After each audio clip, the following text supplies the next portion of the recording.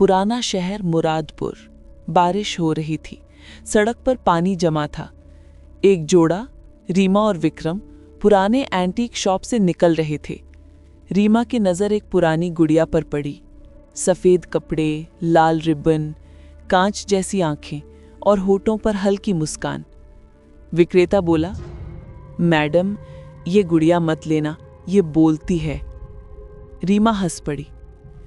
कितनी प्यारी है ये, बस 200 रुपए में मिल रही है। वो गुड़िया खरीद ली गई। घर शांत था, बाहर बारिश थमी थी।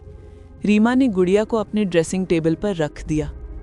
रात को सोने से पहले उसने मजाक में कहा, गुड़िया, शुभ रात्रि। कमरे में सन्नाटा था, लेकिन जब बत्ती बंद की तो एक हल्की आवाज आई, शुभ रात्रि रीमा। रीमा झटके से उठ बैठी। उसने विक्रम से कहा, तुमने सुना? विक्रम बोला, सपना देखा होगा। लेकिन रीमा को अब नींद नहीं आई।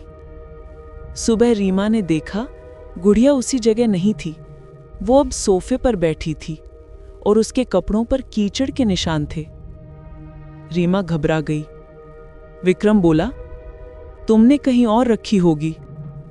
रीमा ने साफ इनकार किया। रीमा की पड़ोसन की बेटी नेहा का बर्थडे था। रीमा ने सोचा, ये गुड़िया उसे गिफ्ट कर दूं। नेहा बहुत खुश हुई, लेकिन अगले ही दिन खबर आई, नेहा सीढ़ियों से गिरकर मर गई। रीमा टूट गई। वो फिर अपनी दुकान पहुंची, उस दुकानदार से जवाब लेने। दुकानदार बोला, मैडम, ये गुड़िया एक मर चुकी लड़की की आत्मा में बसी है। उसका नाम था अनाया। उसे इसी तरह की गुड़िया बहुत पसंद थी, लेकिन उसकी सौतेली माँ ने उसे जलाकर मार डाला। रीमा सन्न रह गई।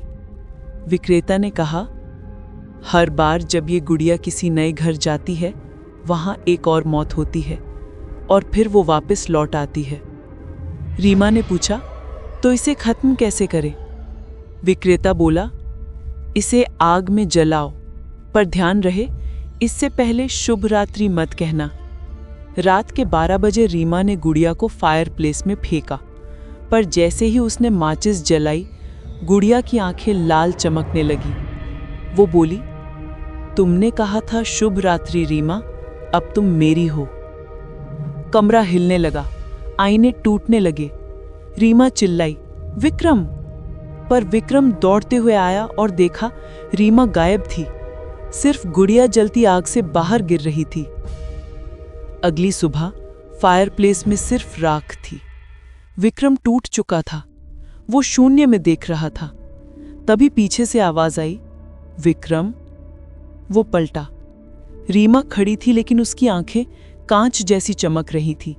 उसके हाथ में वही गुड़िया थी। वो बोली, गुड़िया अकेले नहीं रह सकती। कुछ महीनों बाद वही गुड़िया फिर से एक एंटीक दुकान में रखी गई। अब दुकान का नाम था रीमा एंटीक कलेक्शन, और नए खरीदार से विक्रेता बोला, मैडम, ये गुड़िया मत लेना, ये बोलती है।